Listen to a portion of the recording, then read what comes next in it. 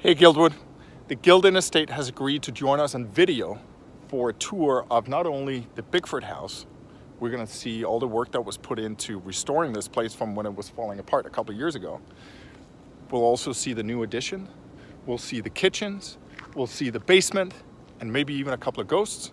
So come with me and let's get on the tour. All right guys, we're about to start. Francesca, you are... I am the Director of Special Events and Community Relations here at the Gilden Estate. And you have agreed to give us a tour, yes, a complete tour of the whole place. You are going to see spots where the general public is normally not allowed, so bear with us. We'll take you on a quick tour of the space today.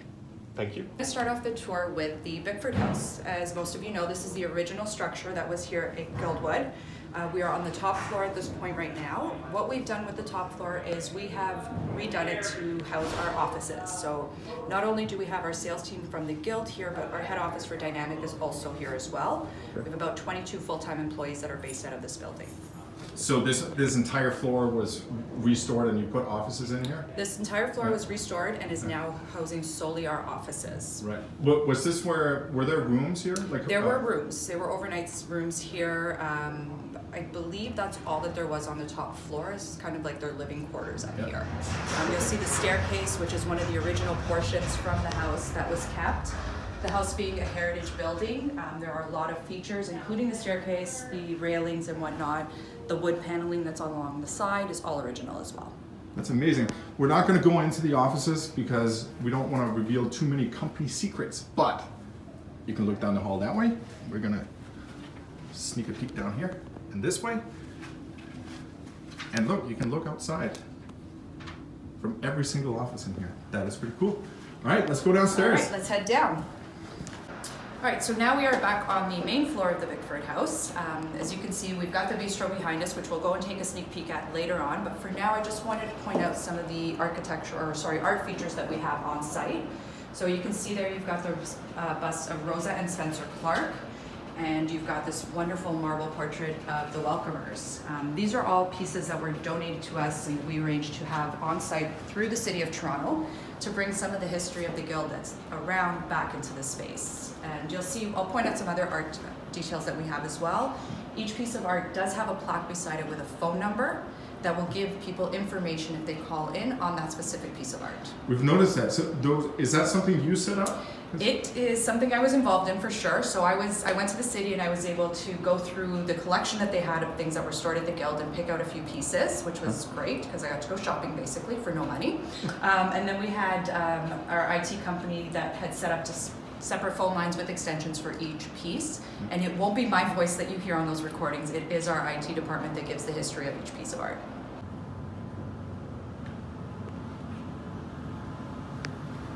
All right, Francesca, where are we? So most of you are familiar with this space. This is the Bickford Bistro. So today we have it set up for our brunch tomorrow. This used to be the original dining room in the Bickford when it was operating as a restaurant, and this is where they would host receptions. So if you had weddings or private parties, this is where it would be. A lot of the features in here, again, are original. The wood paneling throughout the space, the ceiling beams are all from the original space, and then you'll also see additional pieces of art throughout this space also. You've got our fireplace in the background, which is not functioning, but is original as well. Is that a small kitchen out there or a bar? That's the bar back there for the bistro. So if anyone's here ordering drinks, when we do private receptions, they'll go to the bar. When it's brunch service, it's table service for drinks. Interesting. We are currently, again, in the main building, the original building, but I'm going to walk you through to one of the additions that we've added. So follow me. So now we've made it into one of the new additions. This is on the east side of the property, and what we've done is we've added our outdoor gazebo, which is used for ceremonies. So the building is entirely connected through these glass atriums, which bring in a lot of natural light, and it guides people through and out into the gazebo area. So right now, with the way that the winter's been, it's not the safest area out there, so we have blocked it off, but this is where we do host our outdoor ceremonies. I'm just going to take a bit of a sneak peek out the backyard. So we saw the east side of the property, which is the gazebo. Now we're going to make our way over to the west side new addition, which is the reception space. We're now in the glass atrium on the west side, and this is the event entrance space. So again, full glass, so you've got gorgeous views of the park out here as well. Right now we are in the gallery space, which is going to lead us from the atrium over to the reception space. And through the gallery, you will also see a lot of pieces of art, again, whether they are prints of landmarks that are here at the Guild, in Guild Park. For example, the bear. You've got pieces from the Toronto Star building. You've got a photo of the old log cabin as well as photos and prints of artists that were here. So for example, AJ Cassinet work. Now we're going to enter the space where a lot of you are familiar with from attending the Guildwood Village Community Association New Year's Eve galas. We're going to head into the reception space, which is the new addition on the west side of the property. Now we are here in the reception space. We are in our quiet period of events, so there's not a lot going on right now. But just to give you an example, the whole space is wide open. So a lot of you are familiar because you have spent two New Year's here with us, which we're very thankful for. But you've got the glass, floor-to-ceiling glass overlooking the grounds, so that you've always got a view of the wonderful park that is Guild Park. And when we were here for the New Year's party, I think we had 3 rooms open? 3 of the ballrooms open, and the last ballroom we used is coat check. That's right. The first year we had the whole thing open, right? Correct. The first year our numbers were a little bit greater, so we had the whole space open and we did coat check downstairs. All right, so that's the target for next year, for this year, all right? So everyone, let's get the whole space. We're gonna have to use up the entire space for the 2020, 2019, whatever New Year's, this year, whatever. 2019 going into 2020. That's right. Yes. At the New Year's party, I really enjoyed this spot right there. A lot of people like this spot here. Yeah. One of the hidden gems of this spot that no one knows about is the booth above. What's up there? So the booth above is where my AV manager and technician sits. That's where they control all the audio visual for the space, whether it's screens, projectors, lighting, dance lighting, mood lighting, microphones, all of that is controlled by a man up in the booth. Okay. Don't go up there. Francesca had to go to a meeting, so I'm gonna do what she told me not to do. Let's see if I can get up here. Wow, look at this. So this is where they run the whole thing. This place is huge from up here. All right, she's coming back. I gotta go back down. All right, so I promised you we'd get behind the scenes, and I think this is the first spot. What is this? Where are we? So we are on the main floor at the end of the reception space for one of our storage areas. One of the cool things about this storage area is when we were building this property, one of the things that we wanted to be able to do for corporate events and things like that is if someone needed to drive large equipment into the vehicle, it can be done. So what we've done is at the far west end, we've got these large double doors. Right there? Yeah. Right ahead. And then if you turn around and look here, you've got the wood paneling that's of the same size. The purpose of this is for anyone that wanted to could drive a car through the building and have a car on display. All right, obviously, that's what we have to do for the next GBCA New Year's party. So the car comes right in here. I'm gonna have to talk to the GBCA about getting a car. Yeah, preferably a Porsche. So you were promised behind the scenes, and now you're gonna get an exclusive behind the scenes of the kitchen. So this is our banquet kitchen. We have nothing going on, hence the reason it's completely empty today. Yeah. But this is where all the food comes straight from. So we've got all of our cooking equipment lined up along the back wall with ovens, and these are the prep tables where our chefs work from. Wow. I don't know about you guys, but this kitchen is slightly bigger than mine. Just a little bit. At any given time on an event night, I probably have about 10 cooks in here. Wow. Not including the servers that have to bring the food out, so we need a big kitchen. That's crazy. Is it? Do you know what all the equipment is? Are they like? So yeah, so here you've got these are just lower ovens and storage, I guess. You've got your burners here. We've got our grill.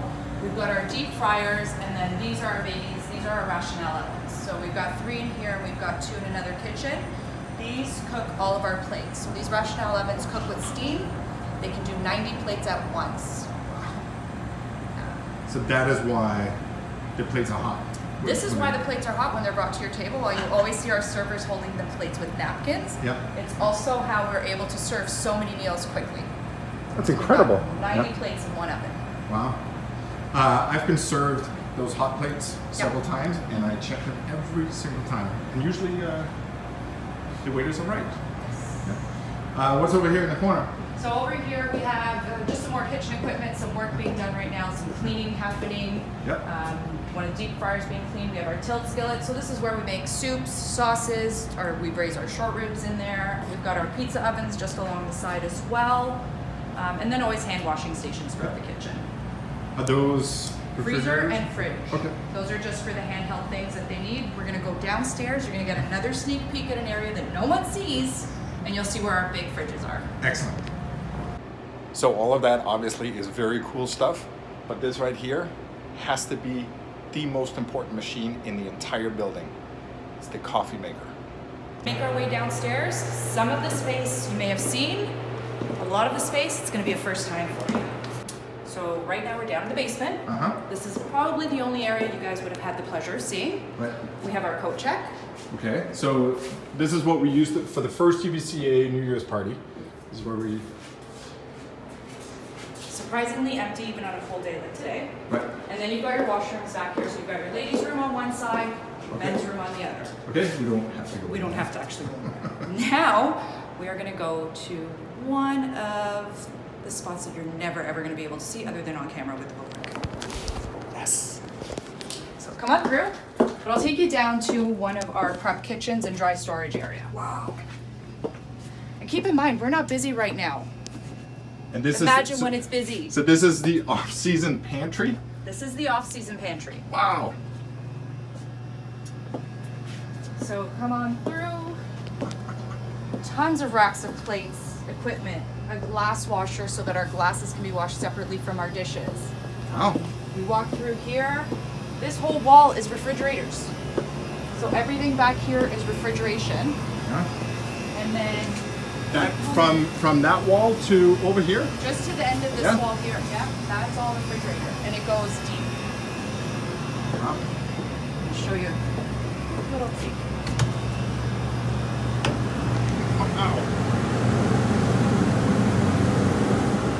Cool. And then back here, with a building this size, there's a lot of furniture that's needed. Yeah. This is where we keep it all. Tables, chairs. Tables, tables, and tables. Okay, so Detective Ulrich here just noticed that all of this is very heavy and we're in the basement. Do you lug this up the stairs or how do you get it up? How do you think I get these muscles? Good point. No, we have these wonderful dollies where we can store the tables on, and we do have an elevator that will take our staff from this lower level to the main level. This is going to be the basement of the original Bickford house, so I'll show you what we've done with that. Come on through. Guys, we're in the basement, low ceilings, and Francesca, you said these floors are original? I don't think they're original. I think they're probably from the 60s, but John Mason can correct me if I'm wrong, I'm sure. And also, we are still looking for a ghost. Yeah. That's James, though. He's seen a few ghosts. Is that right?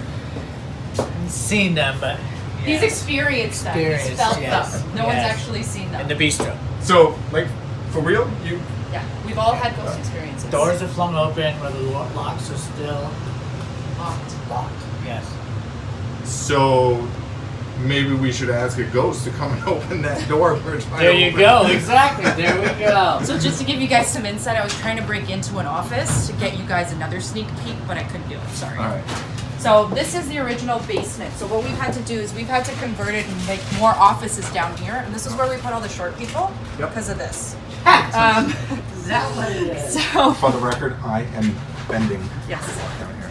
So we've got offices basically everywhere in this space. I was able to get one open, so you can kind of come and see. This is more of a storage space. This is where my AV manager keeps the rest of his AV equipment, supplies, and all of that good stuff. Oh, that's where the ghosts live. Down that corridor. Huh. It's possible.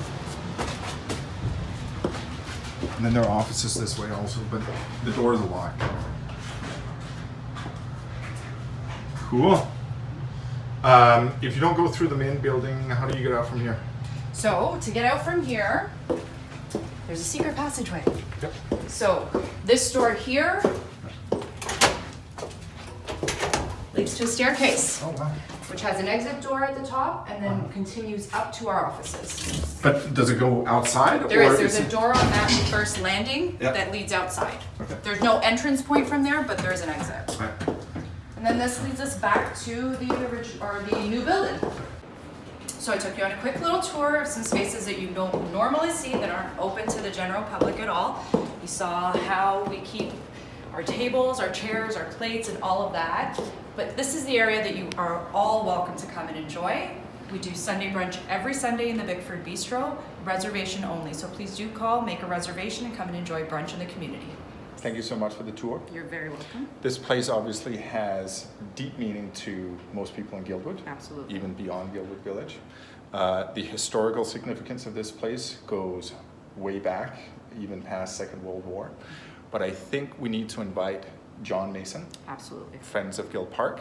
We'll invite him over here, and then we'll get a video tour with him about the history of this place and the significance of the Bickford House Yes. and the Gilden Estate and the Guild Park as a whole, how it's significant to us at Guildwood and Canada as a whole. Wonderful. Thank you again. You're very welcome.